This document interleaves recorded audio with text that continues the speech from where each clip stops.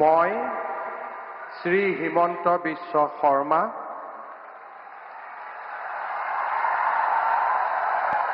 ঈশ্বৰৰ নামত শপত লওঁ যে বিধিৰ দ্বাৰা স্থাপিত ভাৰতৰ সংবিধানৰ প্ৰতি মই প্ৰকৃত বিশ্বাস আৰু আনুগত্য পোষণ কৰিম।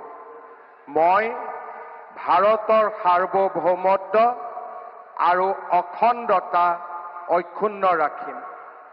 মই অসমৰ মুখ্যমন্ত্ৰী হিচাপে মোৰ কৰ্তব্য বিশ্বস্ততাৰে আৰু শুদ্ধ অন্তঃকৰণেৰে সম্পাদন কৰিম আৰু মই ভয় বা পক্ষপাত, অনুৰাগ বা বিদ্বেষ নোহোৱাকৈ সংবিধান আৰু আইন অনুসাৰে সকলো শ্ৰেণীৰ লোকৰ প্ৰতি ন্যায় আচৰণ কৰিম।